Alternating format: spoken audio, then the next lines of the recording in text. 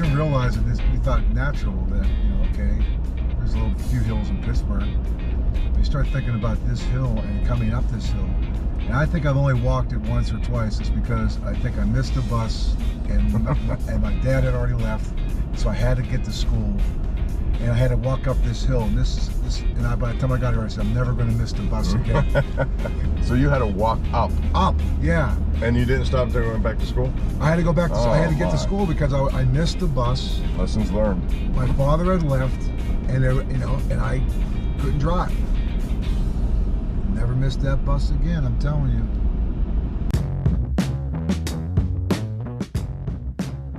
This is the field that it started at. It's called the Crafton Athletic Field. And how old were you here when this all? I first played midget football. I was 8 years old.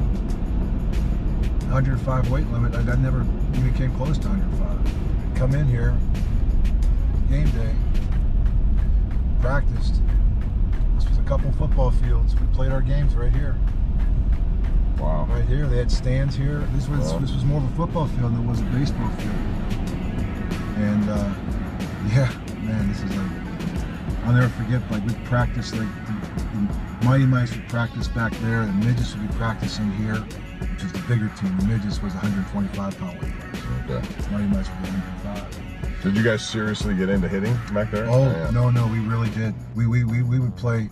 Clareton would come down here, or the Penn Hills Little Indians would come down here on a Saturday night, and they'd start running around the field with us. And they had about 3 times as many kids as we did. And one time, I'll never forget, we got into a scuffle. It was a scuffle because they were chanting. And all the coaches were doing was picking up little kids and putting them in these trash cans so that you couldn't get out. So you'd sit in the trash can, you can't get out, and they just lined up trash cans so just to address somebody else. So if somebody was fighting, pick them up, put them in the trash can. And so we got put in the trash cans. But I remember that because I remember they were sitting there like, yeah, they're chanting around us. I think it was more probably initiated by the coaches who were bothered by the fact that they were running around us and chanting. I see. And I think one coach said something to another coach, and the next thing you know, one kid said something to another kid. I don't know. I just got picked up and got put into a trash can. I don't think I did anything particularly wrong. I remember they said, whatever you do, don't take your helmet off. I said, okay, I will not take my helmet off. So I'm sitting in the trash can with my feet, my butt's in this trash can. I can't get out. My helmet's on. I can't get my helmet off. I feel like, hey, don't forget about me. Like when everything's settled down, everybody's gone. Some of us are here still in the can. Oh my.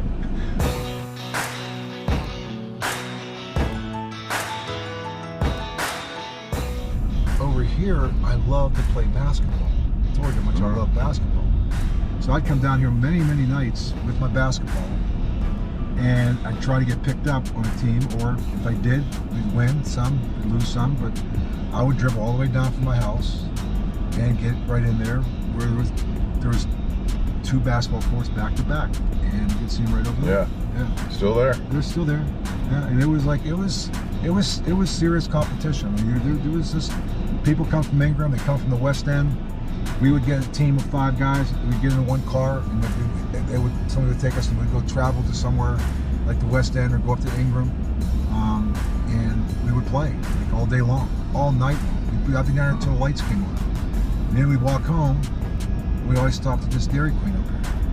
And we always got like. That's still going strong too. Yeah, I see the lines out there. The Dairy Queen is where we used to stop. Sounds like you enjoyed growing up when you did. Loved it. You know, Bob, and it's so funny because so much of it was I had to be home by the time it got dark, or they knew where I was at. And when I left with my basketball, I was probably down here playing at Crafton Ingram basketball courts. On the way back, we'd stop by here at the Dairy Queen. Get one of those misty floats and just be careful not to get the brain freeze, which is almost happen like every other time, because you're so thirsty. You're hot, and then it goes. Hot, then it goes right everything else. So, yeah, this is right where it was. It's still there. Now it's called the Crafton Ice Cream. It's a Dairy Queen. Yeah. So now I'm going to take you into one of the ways from my house. I live right up this way a little bit.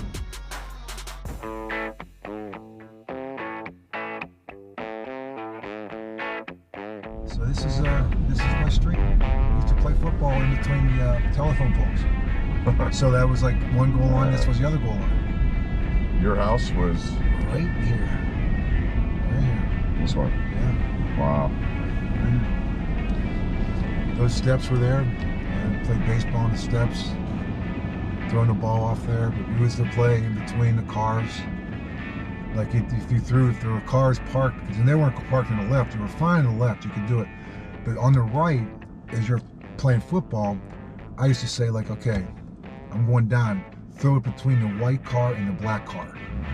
It's just get it there. When I make the break, I'm going between those two cars, so they can make sure it's high enough. And then if it was a bad pass and it hit the other car, sometimes the people like, quit playing football, don't quit hitting my car. It's my bad. It's like there's a bad throw. It wasn't me. It was on him. It's like getting a baseball in the backyard through somebody's window, and you're, what are you doing? So I grew up right there, 60. You ever get emotional coming back here?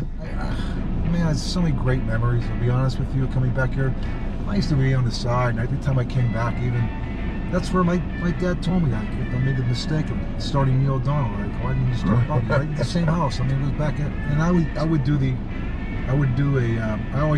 the griller. So Billy come back, Billy's gonna grill. Okay, I took care of all the hot dogs and hamburgers. So it was the charcoal piece was always on the side. The kids were out here playing right here. We always cut these hedges. Those hedges right there, my dad, every now, we all took a chance, we all had to take turns to raking up the hedges. So that was like, oh, whose turn is it on this Saturday? So it's always a lot of hedges, it seems. Oh, it goes all the way back too. And it goes on both sides. Yeah.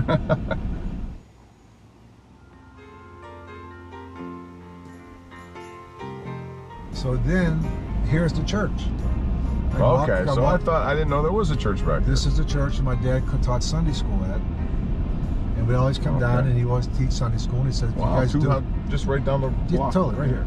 Wow. And so they said, where do you want to, like, what do you want named? I go, you know what? I remember with my dad, I used to always throw baseball in the back to the alley. And so now it's called Cowher Way. There it is. Cowher Way. You wanted this area to I wanted my alley to be, I wanted the alley, if you want to name something, name the alley. Because you know what? That's where all the dirty work was done. That's where you sat there and there were cinders there and everything else. And I also would run, I'd see that if I saw the bus coming, never go back to the bus, you could pick you up right in front of the church. But if I couldn't get to the church, I missed the bus, I'd cut through the backyard, cut through the alley, and I could catch the bus on the other way because it would go down and all the way right through that little alley there. Yeah, it was a yard, and the people, sometimes I actually was doing it pretty often. The lady would just wave at me because I was. it's like I probably not should be making this the path that it should be on. Wow. So Cowher Way. This was your choice. This is it. Yeah, I wanted, and this was all all cinders back there. This wasn't even paved. I think when they paved it when they made it Cowher Way, which kind of takes away the purpose of it being named Cowher Way because it was all about the cinders. That's right. Now we're gonna head into Heinz Field. It's pretty amazing. Kid from Crafton. Kid from Crafton, and all grows up, and now he's in Canton, Ohio. Oh my gosh. Crafton. It blows my mind. Canton. And this is why I love this town. I love just the fact of having grown up here, right here, with the church right down the way, football field, Dairy Queen, basketball courts,